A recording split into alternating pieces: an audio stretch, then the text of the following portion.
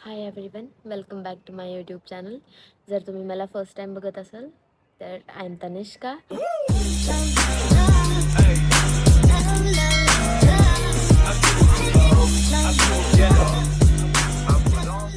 So आज बऱ्याच दिवसांनंतर मी परत ॲक्टिव्ह आली आहे यूट्यूबवर आणि मी हॉस्टेलमधून शूट करत आहे, त्यामुळे थोडासा आवाज येईल किंवा काही डिस्टर्बन्स झालं तर प्लीज इग्नोर करा.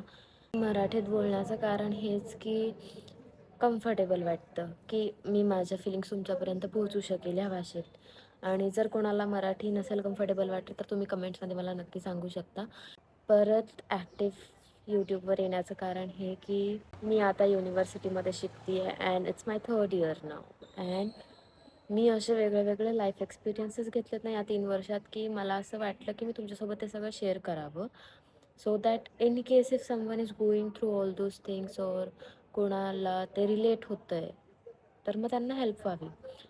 तर त्या वेमुळे मी हा चॅनल स्टार्ट करत आहे परत. सो या 3 वर्षांमध्ये मी बरेचसे एक्सपिरियन्सेस घेतले. खूप वेगळे एक्सपिरियन्स होते. काही चांगले होते, काही खूप चांगले होते, काही खूप वाईट होते. या सगळ्यांमधून मी एवढंच शिकले की आपल्याला स्ट्रॉंग व्हावं लागेल. कारण हे जग असं नाही आहे की ह्याच्यामध्ये तुम्ही असंच जसं तुम्ही आहात असं राहूनच तुम्ही पुढे जाल. सो मेन पर्पज हा आहे की वुमेन्स ज्या आहेत किंवा ज्या मुली आहेत इथे माझ्या आजूबाजूला असो किंवा ज्या बघतायत त्या पण असो, अशा बऱ्याचशा गोष्टी आहेत ज्या आपण कोणाला शेअर नाही करू शकत किंवा ज्या आपण मनातच ठेवतो आणि मग एन्झायटी, स्ट्रेस, डिप्रेशन, मेंटल हेल्थचे प्रॉब्लेम्स हे सगळे फेस करावे लागतात. सो ह्याच गोष्टी ओपनली बोलण्यासाठी मी हा प्लॅटफॉर्म चूज केला आहे. कारण मला माहिती आहे ज्या गोष्टी मी फेस केल्या त्या बऱ्याच लोकांनी फेस केल्या असतील. सो ॲज अन ॲडल्ट तुमचं मेंटल हेल्थ व्यवस्थित राहणं हे खूप गरजेचं आहे. आणि युनिव्हर्सिटीमध्ये असो, हॉस्टेलमध्ये असो किंवा बाहेर कुठे असो, अशा बऱ्याच गोष्टी घडतात की ज्यामुळे तुम्ही डिस्टर्ब होता. आणि इथे असं आहे की आपण ना घरी हे कोणाला सांगू शकतो ना कुठल्या फ्रेंड्सला सांगू शकतो. कारण ऑब्व्हियसली लोकं ज्या आपण गोष्टी त्यांना शेअर करतो त्या गोष्टींनाच आपल्या विरुद्ध वापरतात. ह्या गोष्टी मी फेस केल्या आहे. I know you guys can relate to it.